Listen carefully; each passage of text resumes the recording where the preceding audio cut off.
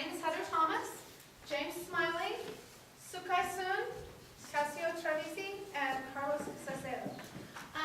Each of us has our initial problems that we started with the e-bike project were specifically a rollback issue that occurred at the beginning of any cycle when we started with 0 RPM and a load on the wheel. This particular problem is because it is a sensorless. The BLDC motor does not have any internalized sensors, so we don't have any collected data on where the position of the rotors and the wheel is at the beginning of startup. So it ends up forcing itself into a particular angle, and this causes this rollback problem. So the second problem that we needed to address had to do with power-related issues, both on circuitry and how we were going to deal with reducing the power created by the circuitry, and a new battery control path that might be able to reduce the battery pack size for the unit. The third thing we needed to do is a goal. This was to integrate our Bluetooth low-energy control for motor control and possibly the battery collection. Now, we didn't know a lot about BLDC motors and motor control when we started, so the first thing that we did was divvy up the project into various arenas of knowledge so each of us could go out and do some research. I started off with learning where all of the signals were going through the system, and I had to sit down and figure out a lot of internet protocols.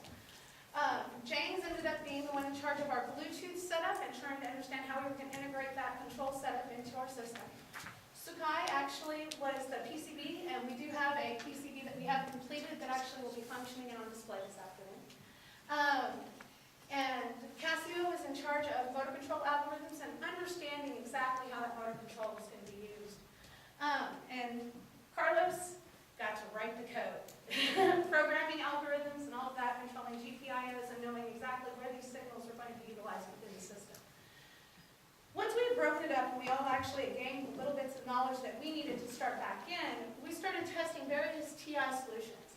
Dr. Estevez is our mentor, and he was actually quite kind in providing us with lots of different stuff to go through and test. One of the things that we did in the process of this was we had started off with a card that's called the RevD DRV8301. This particular card is high voltage, high current, and it was a good way for us to get started testing. It used a control card called the CC28035 and was utilizing, like I said, the 8301 DRV chip.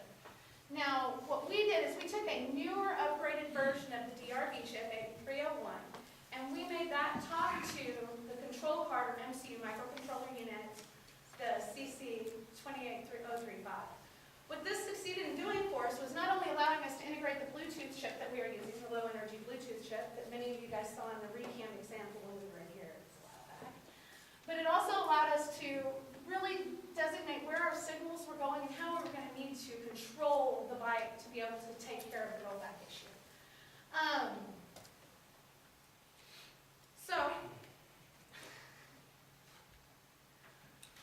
When we finished up, basically where we're at right now in our results is that we have completed our first iteration of the daughter card. We actually have the second iteration ready, which will correct any of the issues that we had on the first.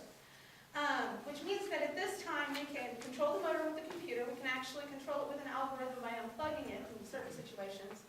In addition, we've got our Bluetooth working to the point where we are using the gyroscope within the Android phone to control the speed of the motor and to be able to stop it in two different situations. So we've made very good progress. In the future, what we plan to do is actually take all of these various chips and drop them into one motor control unit. Small, power efficient, and able to handle all of the conditions that the bike would be able to go through, and including being able to handle the rollback problem. Because of the initial angle problem, we're actually going to have to use a different algorithm to collect the initial angle and feed that into our system when we're starting from 0 RPM. And it should work out well. Can't really tell you, we'll get back to that. Now, we're also going to be using, for the majority of the time that the bike is going, we're going to be using a field-oriented control system that's going to allow us to have much better control of the higher RPMs and then utilize the other system for lower RPMs. Thank you. Any questions? So, are you going to a sensor system? No. Can you talk any at all about how you're solving the problem of turning angle? Right now, That sounds actually yeah, right now what we're working with is TI gave us different algorithms that are used in the general motor control here. We look at VLDC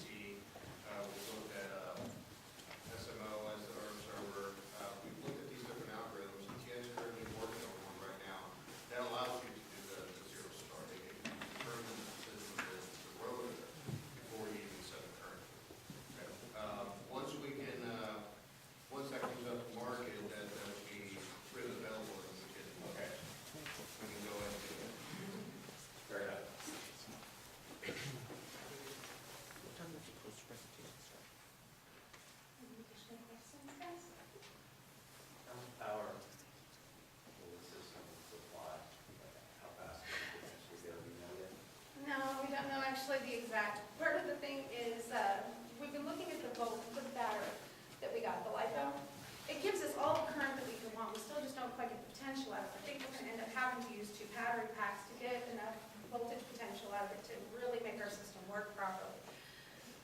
We only recently got a voltage supply that we can do to test all the way up through the peak at about 13.8 amps that it can max out if we accelerate 100% from 0. So we've still got a lot of testing to do. In fact, next semester is going to be entirely testing, because we've got to not only look at the performance of the original e-bike kit that we got, but we need to look at the performance of the new daughter card once we get the second iteration and see how much the next steps actually reduce the power.